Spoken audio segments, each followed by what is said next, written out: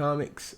Today I am drawing one of my characters from my comic book series Crisis. Her name is Torian Lockhart, aka her nickname is Tori. I just made it simple as possible. Tori.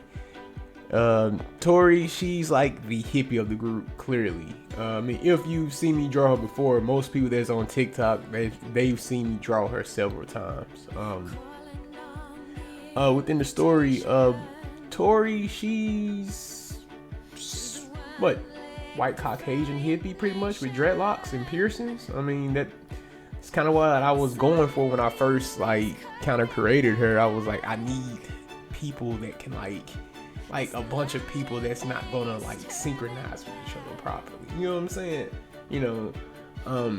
But with Tori, one of the things that came to me when I created her, I was like, okay, I had the brute, the muscle, I had the main character, the driver, I had the assault person, not assault, but more so the person with the weapon of the group, doing like a post-apocalyptic time.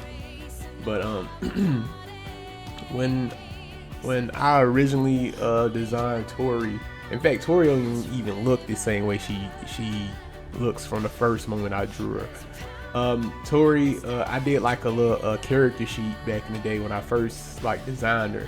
She's 25 years old. She's 5'8", female, Caucasian, pretty much. Her backstory was, Tori grew up inside of a 2-parent home, the only successful birth out of 10 previous attempts. She was known as a miracle infant. Tori parents spoiled her, with unlimited amount of unconditional love, attention, support. That kind of led her with uncertainty when it came to goals and stuff like that. I'm setting y'all guys up for what I'm about to tell you. What's a real true thing is, pretty much. So during the story, Tori will have to learn how to live without, a warming embrace of her parents, because she was so used to leaning on them. That's how it goes, though. But with her having all that unconditional love, all the opportunities, endless amount of options. Yeah, endless amount of options. She had options. Her parents allowed her to have. So in my story, she's the jack of all trade, master of none, but better than a master of one. Her category in the group is called mechanic. So whenever I originally designed Tori, I was like, she could be the mechanic. Yeah, she dibbled and dabbled in so much stuff that she's like the perfect member of the group, pretty much. Everybody loves Tori only because she's a jack of all trade, man. Now I kind of gave her limits and stuff like that. It's kind of like Tori can remove a bullet though, but you might not have any feeling in that arm anymore. That's all I'm saying about Tori. Tori, she will, yeah. Or she can definitely put a band-aid on a car. She can keep the car going though, but you might not like how she fixed things, pretty much though. But she's valuable because she can get the stuff done. So that's one of the biggest pros about freaking Tori over here.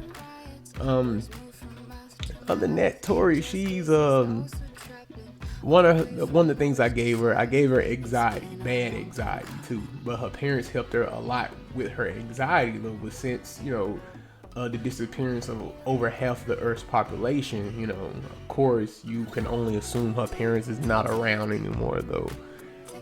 I'm not giving away too much. You're gonna have to read it as much as I keep progressing on it and everything else. But when I designed Tori, I just needed somebody who was like a Mrs. Fix It. She can fix it up.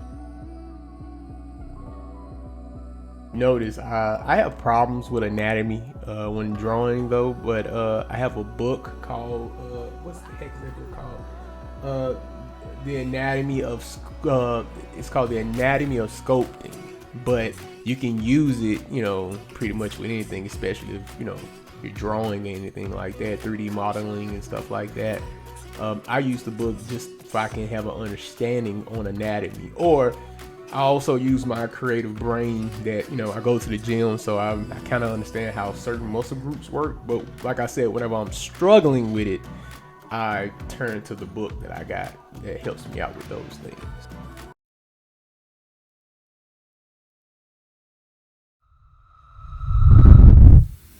Dreams Impact Comics.